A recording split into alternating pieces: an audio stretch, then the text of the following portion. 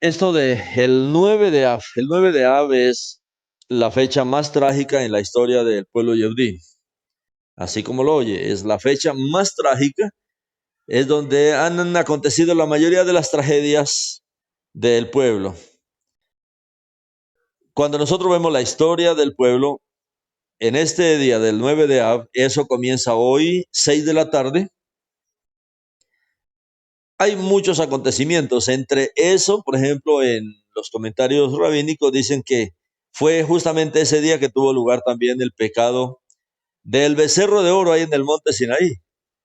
O sea, hasta ese evento lo relacionan con este día del 9 de Av. Y a partir de ese evento, la tradición del pueblo Yehudí traza toda una cadena de tragedias en la historia posterior y las conecta con el 9 de Av. Puede que hayan acontecido en el mismo día o por lo menos cerca de esta fecha del 9 de Av. ¿Qué cosas? O sea, a partir de el becerro de oro sabemos que fue uno de los días más trágicos del pueblo de Israel, porque ese día fue que se quebró la Torá, ese día se quebró la Torá por causa del pecado del becerro de oro, la adoración que ellos habían hecho de este becerro. Eh, y a partir de ahí entra como una maldición en esta fecha. Después de esto vemos ya tragedias terribles en el pueblo. Estamos estudiando justamente estos pasajes en estos días. Terminamos de estudiar el libro de Números y en el libro de Números vemos 40 años de vagar por el desierto. Eso fue un castigo, porque recuerdan que el viaje no era tan largo, el viaje era corto, 11 días, 13 días, dicen algunos, pero por causa de estos grandes pecados el pueblo tuvo que vagar 40 años en el desierto. Según la tradición de los Hazal, o sea, de los sabios Yehudim, la primera tragedia ocurrió en el desierto. Lo que encontramos en el libro de Bamidbar 13 y 14. Tragedia después de el becerro de oro. ¿Cuál? ¿Qué es lo que habla Bamidbar 13 y 14? Los espías. Los espías regresaron y dieron la buena noticia de que la tierra prometida por Elohim a Israel sí era una tierra hermosa, fluye leche y miel, todo maravilloso, excepto algo, excepto los gigantes que había en esa tierra, con los que, como dijeron ellos, nosotros los Yehudim, nosotros, el pueblo de Israel, no podemos hacer frente porque antes éramos como saltamontes delante de todos ellos. Y como veíamos aquí, esta tragedia llevó a todo el pueblo a desanimarse, a desesperarse. Incluso querían apedrear a Moshe y Aarón. O sea, matarlos, deshacerse del liderazgo de Moshe y Aarón y elegir un nuevo liderazgo y regresar a Misraim. Estaba tan desesperado el pueblo, como veíamos la semana pasada, en la obra del Eterno no solamente se requieren líderes excelentes. Sí, por un lado, claro, se necesitan líderes como Moshe y Aarón, pero por otro lado, que el pueblo responda al liderazgo, porque un líder puede ser excelente, Moshe y Aarón eran excelentes, pero el pueblo no respondió positivamente a ellos, ni respondió a Yehoshua y a Caleb, menos al Eterno. Entonces se requiere también un pueblo obediente, se requiere que nosotros como pueblo, como veíamos, seamos un pueblo que en vez de estar trayendo problemas al liderazgo donde quiera que usted esté y se reúna, apoye, sea una bendición para sus líderes, sea una bendición para los que sirven cerca de usted. Habían dos de estos espías que dieron buenas noticias. Estos dos, como los otros 10, decían que en esta tierra viven hombres gigantes, pero ellos decían con confianza que con Adonai los vencerían a todos ellos. Estos dos recuerdan que era Yehoshua y Caleb. Ellos fueron los únicos representantes de la generación anterior que posteriormente entraron en la tierra de Israel. Habían salido de Misraim. Porque Adonai dijo que debido a que el pueblo escuchó a 10 espías negativos, Aquí el Eterno les dijo, vagarían por el desierto 40 años, un año por cada día de viaje de los espías, hasta que se extinguiera toda la generación vieja, toda esta generación quejumbrosa, toda esta generación que murmuraba, toda esta generación que no apoyaba la obra del Eterno, que siempre estaban poniendo peros, problemas, pues quedaron postrados en el desierto, quedaron sus huesos en el desierto, y la meta era poder salir del desierto. Todo este evento es justamente cerca de estos tiempos del 9 de Av. Ahora, en las interpretaciones del pueblo yehudí se tiene un cálculo muy complicado de por qué cronometraron este evento exactamente el 9 de Av.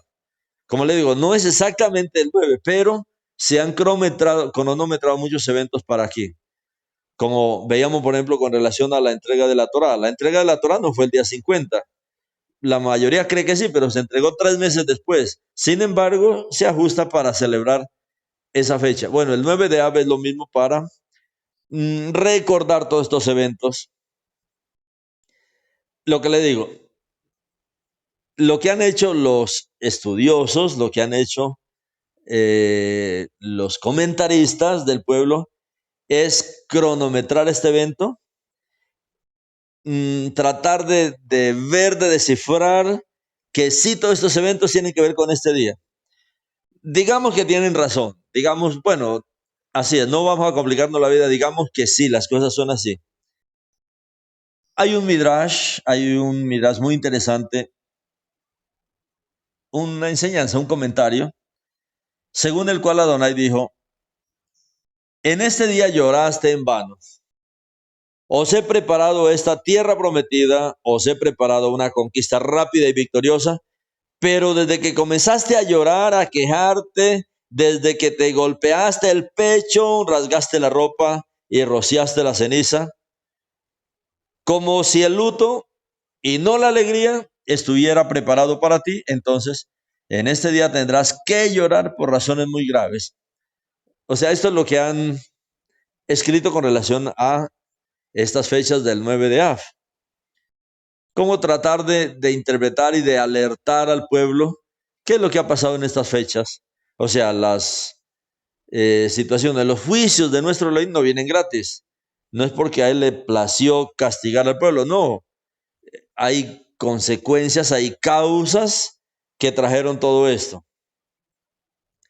Los dos eventos más conocidos del 9 de Av son la destrucción de los dos templos, la destrucción del primero y segundo templo. Estos dos eventos, la mayoría de las personas los conocen. Alrededor del 9 de Av, como les digo, hoy es 8 en el calendario. Esta noche comienza el 9 de Av, este año 2024, 12 de octubre. No siempre cae la misma fecha.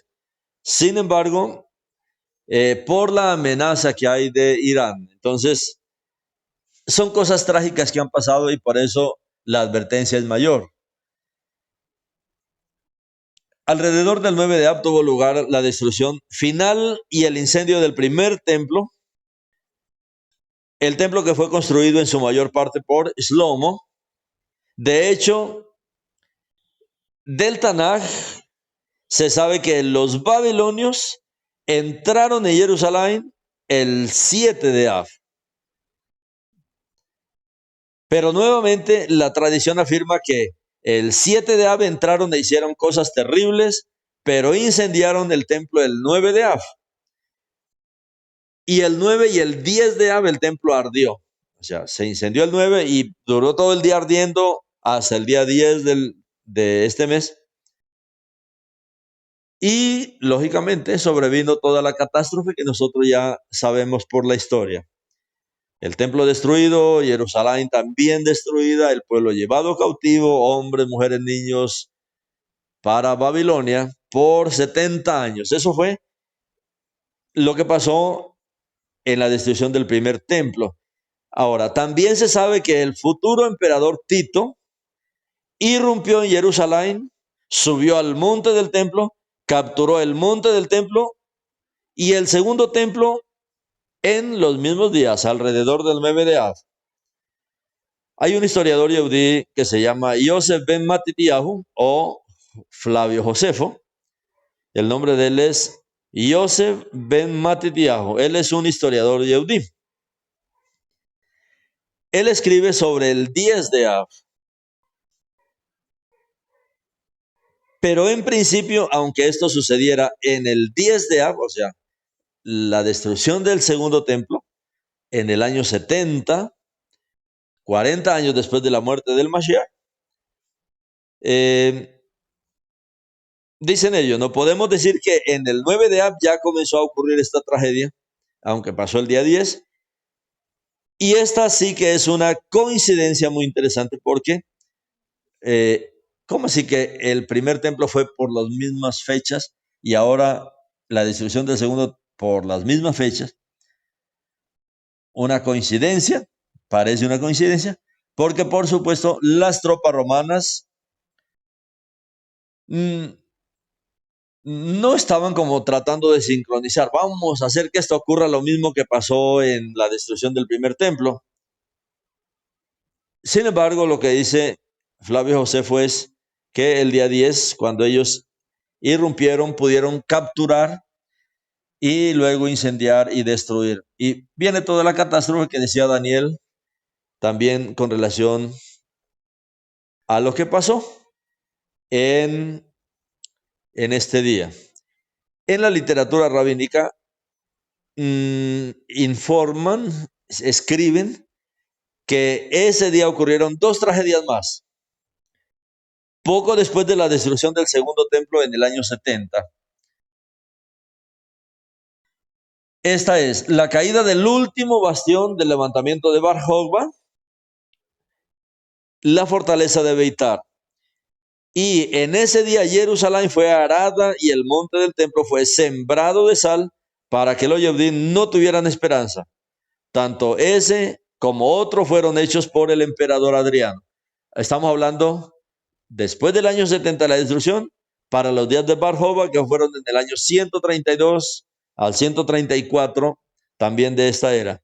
Todo alrededor del 9 de Av.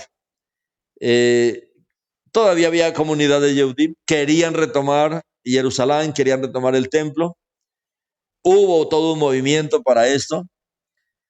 Y fue, según ellos, para este mismo tiempo que Jerusalén fue arada, destruida, totalmente demolida con el templo y todo ese territorio sembrado de sal. Ustedes saben que la sal hace ese efecto. Hoy la gente, por ejemplo, para desaparecer maleza de un sembrado, digamos, fumigan, pero la gente que sabe también puede revolver sal con agua y fumiga y lo mismo, hace el mismo efecto, solo sal y agua. Bueno, las consecuencias son terribles, igual que con cualquier químico. Bueno, se pueden imaginar ustedes, o sea, convirtieron a Jerusalén en un desierto al sembrar, al regar sal, para que los Yehudim no tuvieran esperanza y no pudieran volver. Como habíamos visto en los comentarios anteriores, incluso les prohibieron. Todos los Yehudí fueron sacados ya para el año 32. No quedó Yehudí prácticamente en Jerusalén y les prohibieron incluso acercarse. No podían ni siquiera ver a Jerusalén. Les pusieron límites para que nunca más regresaran. Solamente el milagro se dio hasta 1948. ¿Qué día fue? Para el 14 de mayo del 48. Entonces, casi al mismo tiempo ocurrieron otras tragedias, casi al mismo tiempo, pero todo se centra para este 9 de Av. ¿Cuáles otras tragedias en la historia del pueblo yehudí? Algunas, vamos a ver algunas, no todas, porque son muchas, pero vamos a ver algunas. El 31 de marzo de 1492, ya en una historia más reciente, la pareja real española, Fernando e Isabel, católicos que se llamaban así, a instancias del gran inquisidor Torquemada, emitió un decreto según el cual si los Yehudí no querían, por así decirlo, convertirse formalmente al cristianismo y volverse católicos recién convertidos, estaban obligados a abandonar el territorio de España. Les dieron 3 meses. O sea, esto fue el 31 de marzo, sale este decreto y les dan 3 meses, obligándolos a abandonar. Bueno, o se convierten al cristianismo, al catolicismo, o salen de España. 3 meses solamente. Ahora, este periodo expiró el 7 de Av. Del 31 al 7 de Av son los 3 meses que les dieron. También una fecha alrededor de este mismo evento que estamos viviendo. Pero el líder espiritual de la judería española, un hombre de nombre Abarbanel, lo fechó después en el 9 de Av, aunque dio el 7, luego siguieron enseñando lo que había pasado el 9 de Av. Porque en realidad el rey de España no pensó, él no estaba pensando en el calendario yehudí. Tenían el calendario romano, lo que manejaban era el calendario romano, y lo pensó de esa manera. Por lo menos para ese tiempo debió ser el calendario juliano. Más tarde lo cambiaron por el calendario grecorromano, pero el asunto es que lo pusieron cerca de estas fechas, aunque el pueblo yehudí luego lo ajustó para el 9 de Av. ¿De qué estamos hablando? Estamos hablando de la expulsión de los yehudín de España. O sea, esta es la historia que nos corresponde a nosotros, las comunidades sefardíes de América. Nosotros pertenecemos a la comunidad sefardí de América. O sea, hay 3 grandes comunidades hoy de Israel. La comunidad más grande de todas las comunidades judías somos la comunidad sefardí. La comunidad judío-sefardí, nosotros. La comunidad askenazi, que son las comunidades de Europa del Este, Rusia, Ucrania, antigua Unión de Repúblicas Socialistas Soviéticas, toda esa zona, y la comunidad israelí. Nuestra expulsión está relacionada también con estas fechas. Ustedes recuerdan el año 1492, 1492, 1480, 1492. Ahora, veamos qué había alrededor de esta fecha en 1492. En el contexto de la historia del pueblo yehudí. El pueblo yehudí, o sea, hablando de casa de Judá, no hablando de las 12 tribus, sino hablando de la casa de Judá, los que vivían en Jerusalén. El templo fue destruido para el año 70. Mucho yehudí fue sacado de su tierra. Los que quedaron fueron sacados para el 132. ¿Para dónde? ¿Para dónde fueron expulsados estos yehudí de Jerusalén? Para Sefarat, para España. Eso lo dice el profeta Obadías. Él dice, ¿cuál fue la ruta que siguieron los judíos que fueron sacados de Jerusalén? Bueno, ellos se ubicaron en España y estas comunidades crecieron en España, se multiplicaron hasta que viene esta terrible persecución de 1492. ¿Qué ocurrió? La expulsión de los Yehudim de España. Así, o sea, es de casa de Judá. Tiene que ver con casa de Judá. Pero este evento fue precedido por varias circunstancias. En la primavera de 1492, o sea, al comienzo del año, caía en España el último principado musulmán con capital en Granada, y la pareja real, esta pareja, el rey Fernando de Aragón y la reina Isabel de Castilla, sentían que por fin había una oportunidad para convertir a España en un país cristiano. Anteriormente había estado gobernada por un principado musulmán. Cuando hablamos de musulmán estamos hablando de las creencias musulmanas, de la religión. Hablar de los árabes no es hablar hoy, no se puede mezclar un árabe, puede ser un árabe eh, practicante, digamos, cristiano o católico, pero cuando se habla del musulmán se habla más es de su tendencia religiosa. Bueno, el principado musulmán, eh, el último principado musulmán, o sea, la última autoridad que rigió sobre España de parte de estos principados musulmanes, estaban en Granada. Luego surge este reinado de Fernando de Aragón y de la reina de Castilla. Ellos eran católicos, era una lucha entre la fe musulmana y la fe católica. Cuando ellos llegaron al reinado, entonces se propusieron convertir a toda España en católica, pero había un problema. Bueno, ya se habían deshecho de los musulmanes, pero había otro problema, según ellos.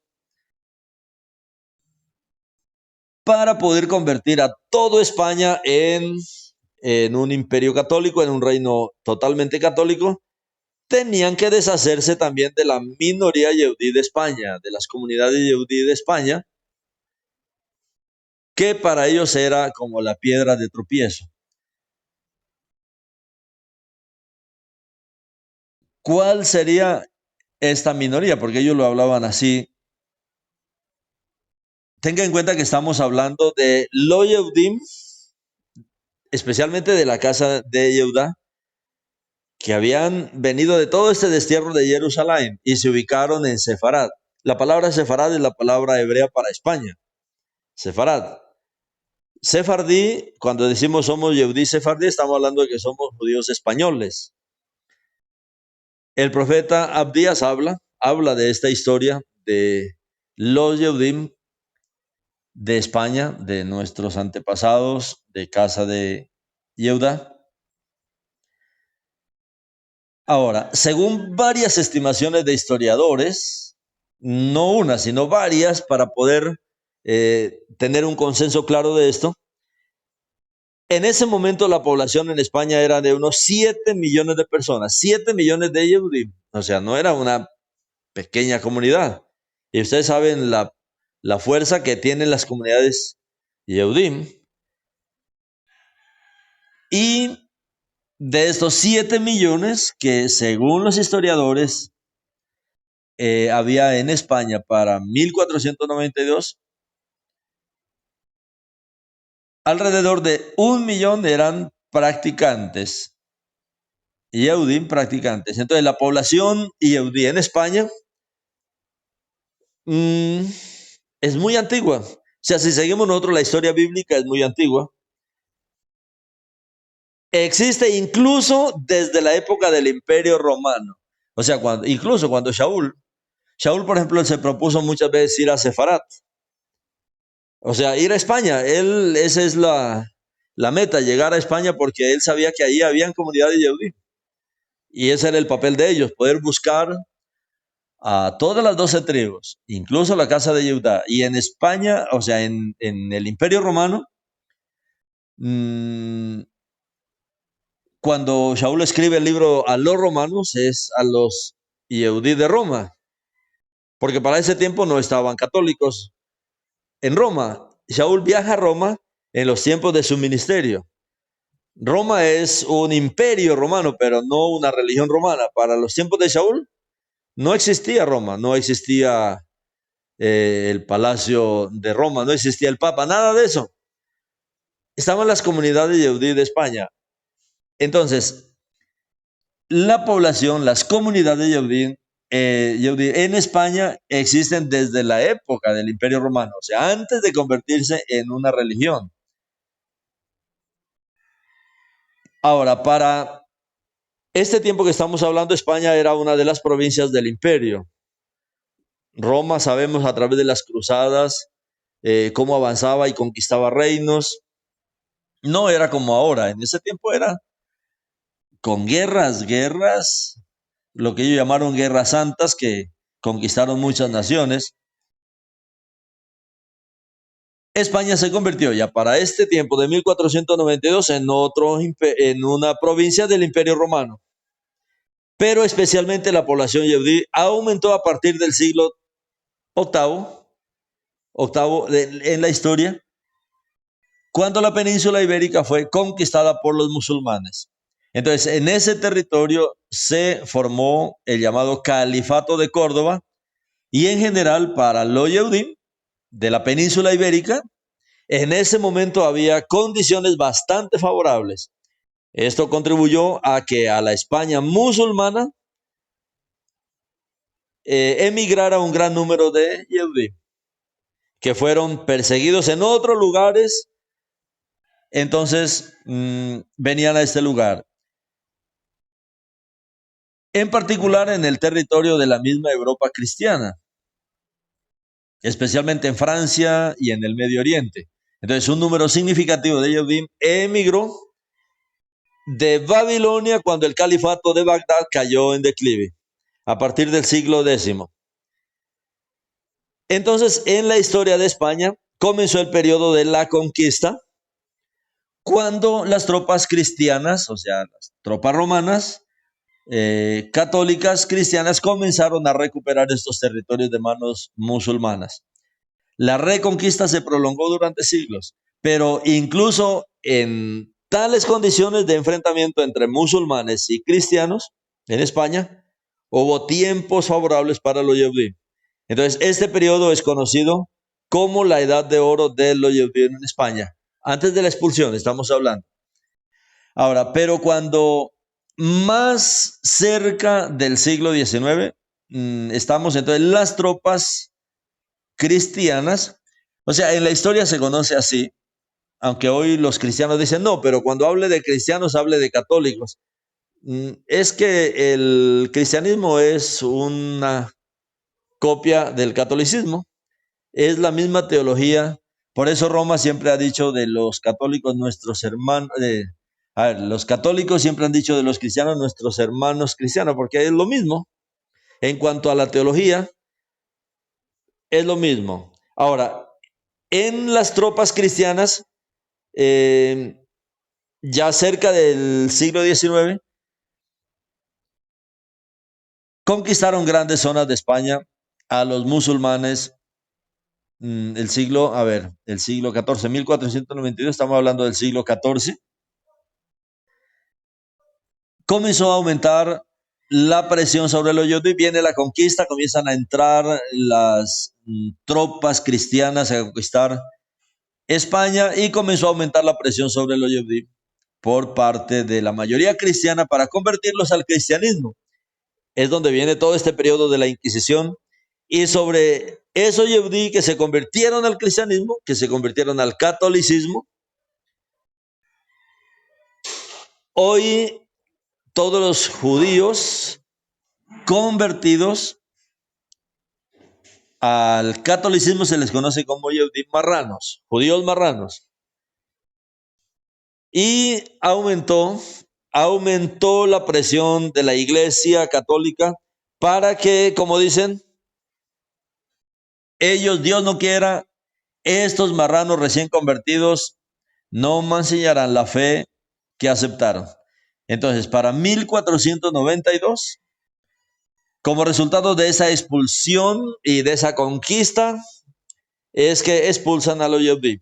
Y de hecho, comienzan a sacar hacia muchas naciones al pueblo Yehudí de España. ¿Cuántos salieron de España? Bueno, hay muchos. Según la historia que Roma acomodó para la escuelita es la Pinta, la Niña y la Santa María, 3 barquitos, 3 pequeños barquitos que salieron de España. No, mis hermanos, esa es una historia falsa. Fue mucho pueblo, es que fue casi todas las comunidades que había en España para ese tiempo. Algunos se convirtieron, claro, al catolicismo forzadamente. Ahora, muchas fuentes que nosotros vemos en este tiempo dice que unos 300,000, y eso puede ser poco, sabiendo de 7 millones, 1 millón de practicantes. Bueno, eso también nosotros podemos ver. hay veces, digamos así, que fueron expulsados 300.000. ¿Cuántos se convirtieron al romanismo? Bajo una presión de esas, ¿cuántos optarían por convertirse al cristianismo, al catolicismo? A todos esos que se convirtieron, no hay exactamente cuántos, miles, se les conoce como judíos marranos. Son judíos, pero practican la religión católica. O sea, se les conoce marrano porque, bueno, el católico come marrano y obligaron al Yehudí a comerlo y eso se ganó una marca en ellos. Son Yehudí, pero ahora marranos. Otros se escondieron, otros quemaron sus documentos, otros se deshicieron de su identidad como Yehudí. A esta otra parte que no tiene cómo identificarse como Yehudí por causa de salvar su vida, a ellos se les conoce como Anusim. Anusim es que no tienen identidad, son Yehudí, pero no tienen identidad. Bueno, aquí viene un gran problema para el tiempo de España. Todo esto es lo que estamos peleando en este tiempo, para que en Israel cambien las leyes. Hemos orado por eso, para que en Israel cambien las leyes a fin de que los encargados de hacer leyes en Israel también vean toda esta parte de la historia. Digamos, de ese millón que queda,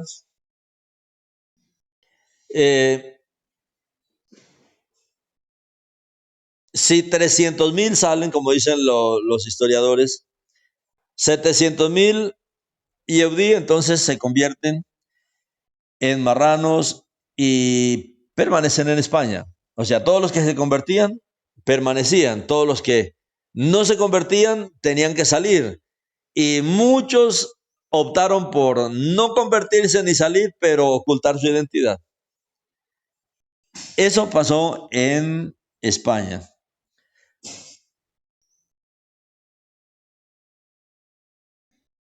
Para ese tiempo no estamos hablando de comunidades mesiánicas judías en España, estamos hablando de iglesias católicas con muchos judíos dentro de sus comunidades. Pero también había, claro, Yehudí que creían en Yeshua. Y muchos de ellos estaban dentro del catolicismo. Entonces, este gran número de Yehudí creyentes, o sea, que se convirtió, fueron cuidadosamente monitoreados por el ojo de la Iglesia Católica. E incluso hubo toda una organización de la corte de la Iglesia, lo que se llamó la Santa Inquisición de la Iglesia Católica Romana. O sea, uno de los objetivos claves era asegurar que la fe católica cristiana no fuera profanada, que se mantuviera. Entonces, uno de los objetivos fundamentales de la Inquisición como aparato judicial eclesiástico era precisamente vigilar a los judíos, espiar a los judíos, seguir sus conversaciones. Tenían continua vigilancia para que en ningún caso observaran absolutamente ninguna tradición judía, que no siguieran ninguna norma judía, que no siguieran ninguna otra cosa que no estuviera relacionada con la Iglesia Católica, nada que tuviera que ver con la fe judía, nada de Torá ni de fiestas.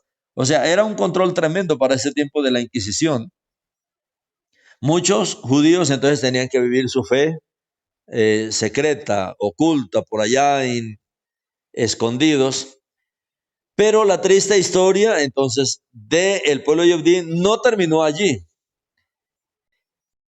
El caso es que esta presión sobre los Yehudí marranos, o sea, los que se convirtieron, sí, quisieron salvar su vida, no fueron expulsados de España, se quedaron en España. Pero toda la presión, usted se puede imaginar la presión, el control que había sobre todas las familias que se convirtieron. Incluso fue antes de 1492. 1492 fue la expulsión ya de los que no quisieron aceptar absolutamente nada de España. El programa de Sevilla de 1391, estamos hablando mucho antes, que se inició en Sevilla y luego se extendió a otras ciudades de España. ¿Cuál fue la característica de ese programa de Sevilla? Eran precisamente los marranos, los conversos, o sea, todo Yehudí que se había convertido al cristianismo, quienes se habían convertido en sus víctimas, y para protegerse de las masacres, un gran número de Yehudí fueron bautizados, pero incluso después de ese bautismo, en particular en el siglo XV, se agravó toda la situación, con una cantidad de relaciones que fueron sometidas a los tribunales de la Inquisición. Ahora, en 1492, entonces se consideró que era imposible seguir sufriendo a los Yehudí en el territorio de España. Entonces es donde muchos deciden salir. Es importante entender que la España de la Edad Media era el país más fuerte y próspero de Europa, que mantenía un imperio ultramarino. Fue España la que controló el comercio con América después del descubrimiento de ese continente por Colón, que fue otro judío. Pero España siguió una política de aislamiento religioso y los Yehudim fueron vistos como una amenaza para ese país. Pero al final España solo perdió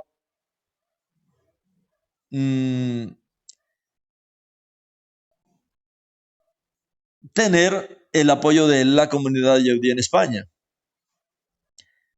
Aquí es donde se conoce la expulsión, esa acta de expulsión de los yehudí de España, 1492. Muchos vienen a América, algunos van para otras partes de Europa, para algunos países de Oriente Medio,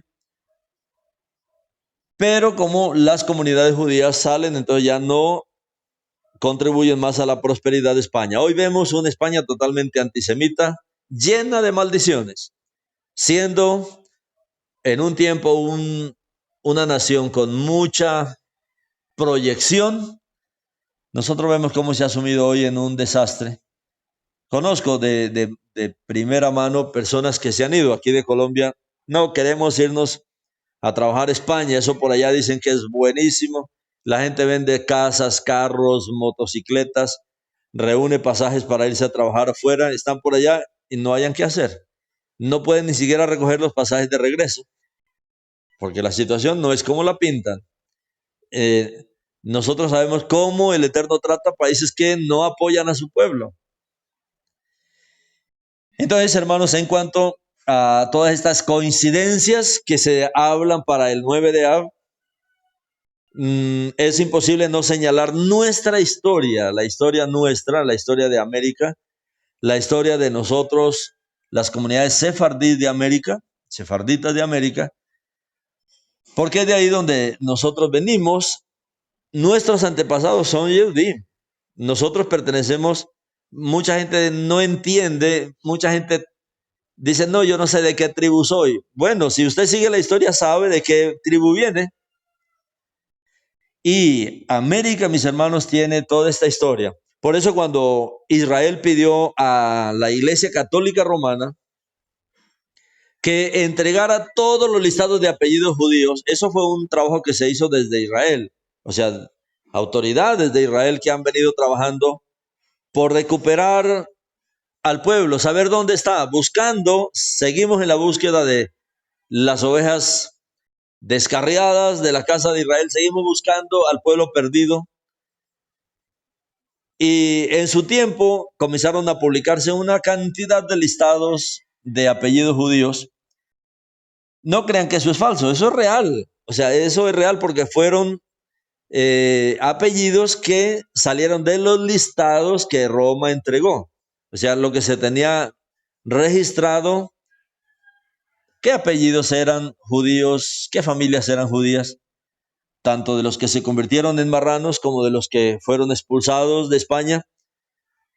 El problema es con los Anusín, que perdieron totalmente toda su identidad, pero saben que son Yehudí. hay en sus antepasados rasgos, cosas de Israel. Hay mucho indicio de sus antepasados. América es conocido como, bueno, América, inicialmente América es un nombre hebreo, o sea, esto fue bautizado, digamos así, por los mismos judíos y se le puso América, porque América lo que significa es pueblo escondido. Es de las mismas palabras de pueblo, mm,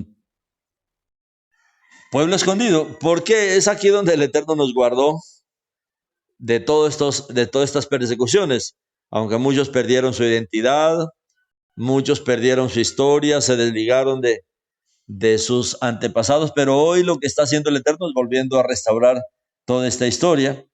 Por eso para el 9 de Ab, para América también es muy importante, para nosotros es muy importante porque estamos ahí en la historia, estamos en la historia y si usted investiga, usted va a darse cuenta al final, uy, sí, de verdad somos de casa de Yehudá.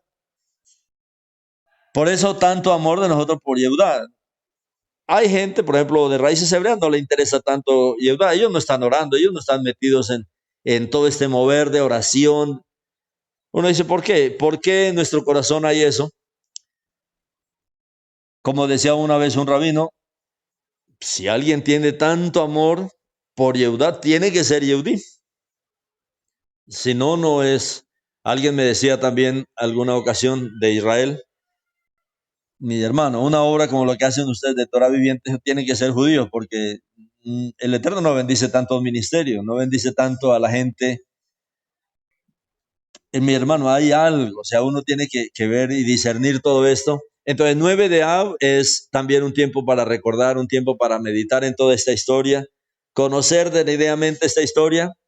Escuche los mensajes del 9 de Av. Hay mucho material que hemos grabado porque estamos detrás de todo el mover que el Eterno está teniendo en este tiempo, de todo este tiempo de restauración. Y como se llega el 9 de Av, pues es imposible no señalar que España, que en la Edad Media era un país cristiano, o sea, católico cristiano, no se pudo deshacer del pueblo yehudí. No lo pudo acabar, no lo pudo terminar. Hoy España sí tiene menos población yehudí, pero aunque viven unos pocos, cuando nosotros vemos los listados de las comunidades judías, que también tenemos los listados, eh, al final, pues la propia España, como vemos hoy día, un país empobrecido en todo sentido, espiritualmente un declive terrible, con unos líderes antisemitas, política contra el mismo pueblo, algo terrible. Eso consecuencia, mis hermanos, del trato. Hay países que son mucho más juzgados por el Eterno, porque como dice el libro de Oseas, ¿no? ¿Cómo es que el Eterno juzga a las naciones de acuerdo a lo que ellos hagan por el pueblo de Israel? España tiene una historia terrible detrás, o sea, una historia que ha traído mucha maldición a su nación. Hay países muy prósperos en Europa y si usted ve la historia detrás es porque ha habido siempre líderes que han apoyado a el pueblo yehudí. Ahí está el secreto de las naciones. Hoy ya para nuestros tiempos, pues España, o sea, si seguimos la historia de España, la secularización de España, o sea, entran en una situación inmoral terrible y los pocos yehudí que hay en España, pues cada día hay menos, abandonan este país. Toda esta situación no es coincidencial, sino que es por la parte histórica que hay detrás de todas estas naciones, cómo ellos han tratado con el pueblo yehudí. Entonces, mis hermanos, esto es la historia que estamos celebrando. Por eso Hemos siempre hablado de los marranos, de los judíos marranos, de los anusim. Hemos hablado de las comunidades judías de España. Hemos hablado de la expulsión. Como todo esto se trata para el 9 de Ab, pues nosotros estamos aquí.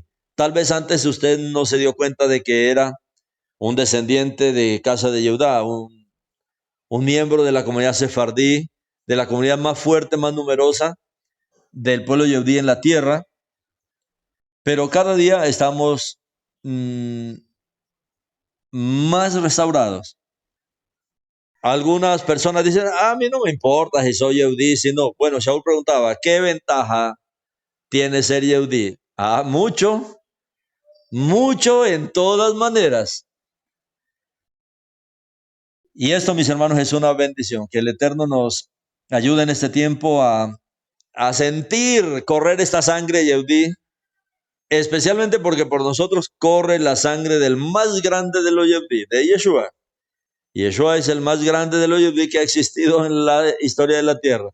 Y nosotros tenemos su sangre, tenemos su vida, tenemos su ADN, tenemos su Rúa, tenemos su Torah, tenemos su sabiduría, tenemos su presencia, la presencia de este maravilloso yehudí. Entonces, esto debe hervir en nosotros también. 9 de Ab no es, bueno, como el pueblo yehudí está orando, entonces yo también lo voy a hacer. No, es porque en nosotros corre la misma sangre, en nosotros corre. No es que, a mí no me interesa si soy descendiente de Abraham o no. No, mis hermanos, no es así.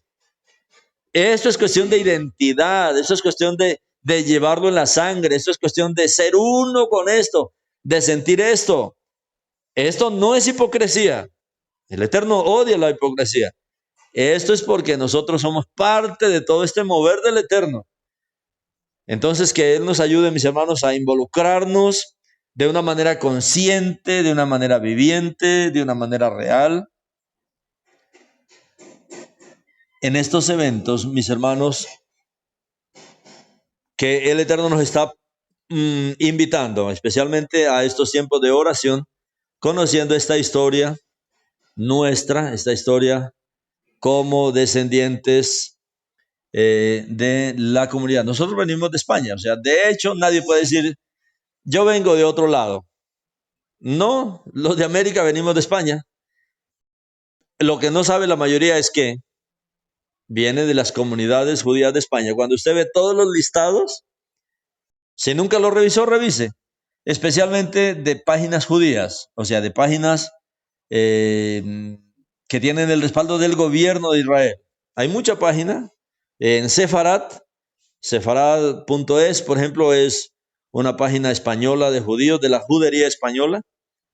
Y ahí encuentran ustedes el listado de apellidos judíos.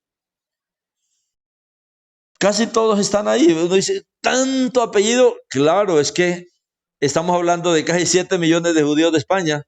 Bueno, si usted lee los apellidos, no están los 7 millones, pero mucho apellido. Esto, mis hermanos, es para que nosotros se despierte de verdad algo más real, algo con más sentido, algo que nos involucra, especialmente cuando usted encuentra su apellido ahí. Puede dudar al comienzo, pero como es una obra que el Eterno está haciendo, aparte de estos listados, están, por ejemplo, los museos donde en Israel, donde aparecen los apellidos antiguos de nuestros ancestros más antiguos, y ahí están nuestros apellidos. Entonces, esto, mis hermanos, es algo para considerar en estos tiempos y para involucrarnos de verdad con nuestro pueblo. Padre, te bendecimos en esta mañana, te bendecimos por esta gran obra, nuestro Rey, que tú estás haciendo, esta gran obra de restauración, Padre, en estos tiempos finales, como tú has prometido que al final todo Israel, tú reunirás a todo Israel, aún el último israelita, Padre, en la faz de esta tierra será también restaurado, será visitado, será despertado. Padre, conocerá que pertenece al pueblo de los pactos, al pueblo escogido, al pueblo que es la niña de los ojos de nuestro Rey.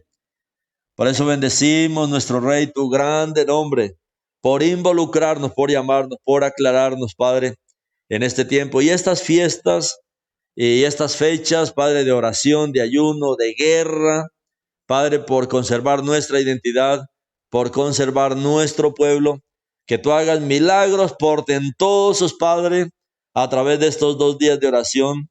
Que tú bendigas, Padre, a cada comunidad, a cada creyente, a todas las comunidades, Padre, de las naciones que se están uniendo a este evento. Estamos pasando mucha información, Padre, para que haya mucha oración en muchos lugares. Muchos creyentes que reciben estos puntos de oración se alegran de que se les tenga en cuenta y también se han propuesto, Padre, orar. Bendícenos abundantemente, Padre, estos tiempos de oración y que toda esta amenaza, Padre, que hay de destrucción de parte de Hezbollah, de parte de Irán, Padre, tú les muestres quién es el Elohim de Israel, quién es el viviente, quién es el que estuvo muerto y que vive por los siglos de los siglos.